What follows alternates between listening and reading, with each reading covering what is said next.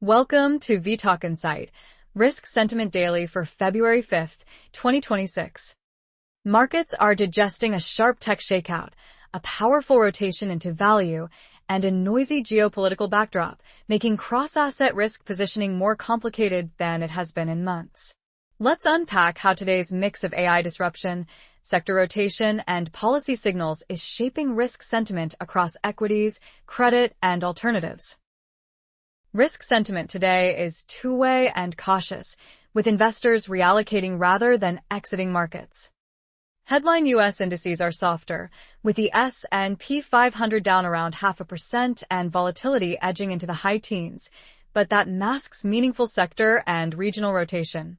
Large-cap tech and software are under pressure, while value, cyclicals, and select non-U.S. markets continue to attract capital, keeping broad risk appetite alive even as the tone feels more defensive. Earlier in the week, the most acute stress sat in metals, but the focus has shifted decisively towards software and mega-cap tech as AI disruption fears accelerate. At the same time, European equities are pushing toward record highs and Euro investment-grade credit spreads have tightened to their narrowest level since 2007, highlighting that risk-taking is being redistributed across assets rather than withdrawn universally. For portfolios, this translates into heavier use of rotation and factor shifts instead of blanket de-risking. Investors are trimming crowded AI software and momentum exposures, leaning more into cash-rich quality, value, energy, and hard assets, while maintaining selective growth exposure where earnings and balance sheets look resilient. The result is a market that feels choppy at the index level but remains very active beneath the surface, with dispersion and selectivity driving outcomes far more than beta. The dominant bearish driver is AI-driven software disruption and tech drawdown. A new automation tool from Anthropic has triggered a global wave of selling in software and related tech. Estimates suggest close to $300 billion of market value has been erased in software alone, with some indices in roughly a 30% drawdown and individual names seeing double-digit daily declines. What makes this different from a routine pullback is the combination of still elevated valuations and clear technical damage. Despite around 32% multiple compression in software, many stocks continue to trade at very high earnings multiples, leaving a limited margin of safety if disruption fears prove justified. The group is trading well below key moving averages. Exchange-traded funds are down sharply, and the Nasdaq 100 has nearly given back its year-to-date gains, signaling a meaningful loss of confidence in last year's tech leaders. Investor behavior reinforces the caution. Retail flows are not rushing back into the dip, private capital that once offered a valuation floor is now overexposed, and credit markets are flagging difficulty syndicating software-related loans. There is a constructive counterpoint that AI typically expands end markets and rewards firms that integrate it well, but for now the balance of evidence points to prolonged volatility, heavier scrutiny of business models, and a structural shift of leadership away from broad software toward more clearly defined AI beneficiaries. Layered on top is rising macro volatility and geopolitical tensions, which are keeping risk premia elevated across assets. Potential U.S. military action against Iran, with associated risks to Gulf energy infrastructure and ongoing conflict in Ukraine, including fresh damage to its power grid, both raise the probability of adverse shocks to growth and energy supply. These risks are feeding into higher volatility expectations even when spot commodity prices do not fully reflect worst-case scenarios. Monetary policy uncertainty is amplifying that backdrop. Historical patterns around Fed leadership transitions show market drawdowns ranging from mid-single to mid-teen percentages, and there is concern that a shift toward a more opaque, less data-dependent Fed communication style could leave investors guessing about policy. That uncertainty alone can widen trading ranges and reduce conviction in long-duration exposures, particularly in tech and credit. In response, flows into perceived diversifiers are building. Gold and silver have staged sharp rebounds, with gold posting its strongest two-day rally since 2020, while Bitcoin has sold off to its lowest levels of the year, challenging its safe haven narrative. Wealth managers report greater client demand for diversification, commodities, and emerging markets, suggesting portfolios are being tilted toward resilience against a backdrop where geopolitical headlines could drive price action as much as economic data. A third bearish force is emerging credit and private market stress, particularly around software and leveraged borrowers.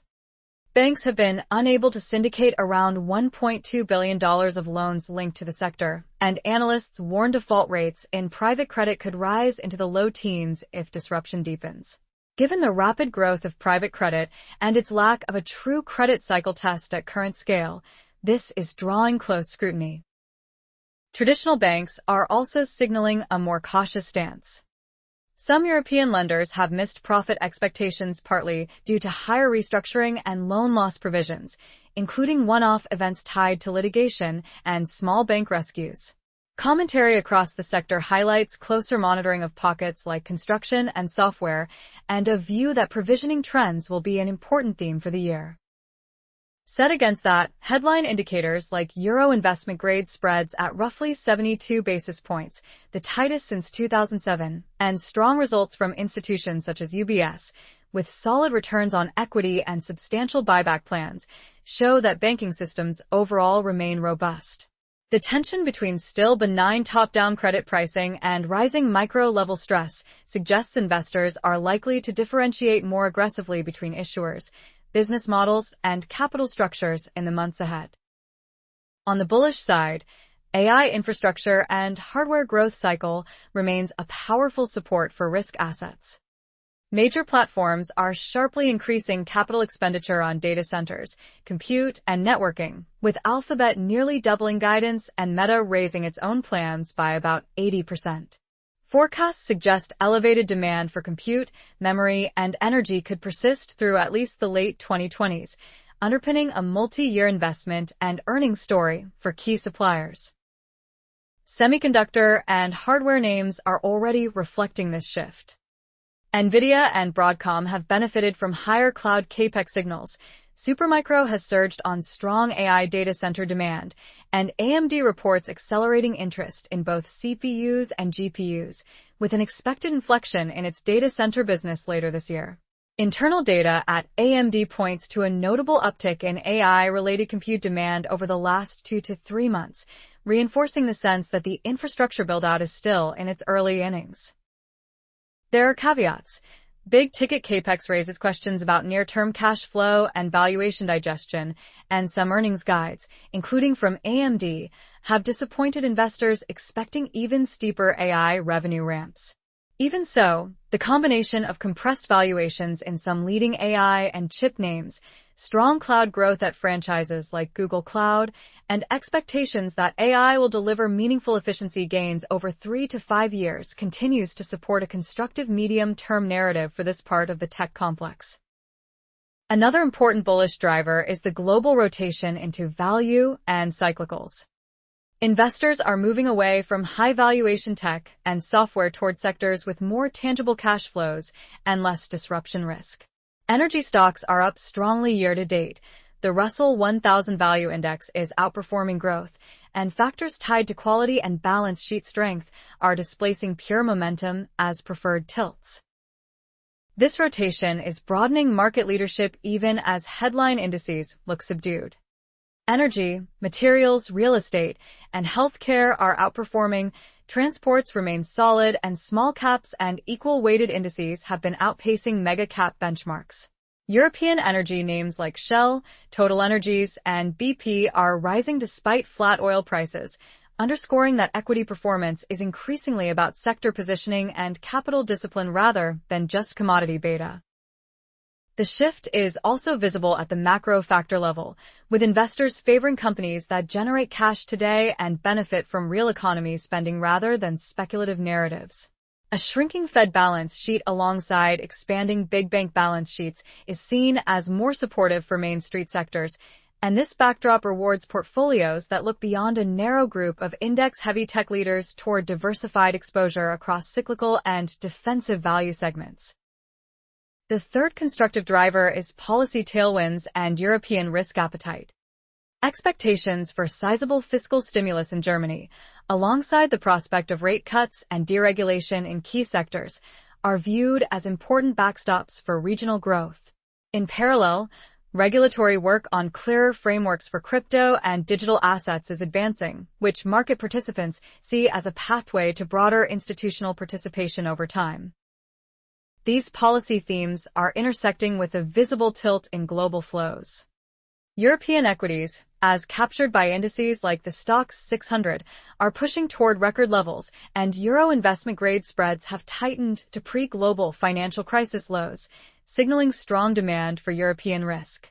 Some large asset managers are also reallocating away from concentrated US dollar exposure, favoring a more diversified geographic mix of assets and currencies. There are clear late-cycle risks in this picture. Very tight credit spreads leave little room for error. European banks still face restructuring and credit costs in places, and energy security remains a live issue with lower gas storage and higher expected LNG import needs. Even so, the combination of improving US-China engagement, supportive European policy signals, and strong regional asset performance suggests that non-US markets are likely to remain a key outlet for risk capital, especially as investors seek diversification away from US mega-cap tech. To sum up, today's risk sentiment is two-way but cautious. AI-driven software disruption, geopolitical event risk, and emerging credit strains are keeping volatility elevated, even as a powerful AI infrastructure cycle, rotation into value and cyclicals, and supportive European policy and credit conditions sustain meaningful risk appetite elsewhere. The balance of these forces points to a market where dispersion, sector selection, and capital structure analysis matter more than ever, and where headlines can quickly reshuffle winners and losers across public and private assets. This video is for information only and is not investment advice. Visit and subscribe to vTalkInsight.com for latest interactive market insights.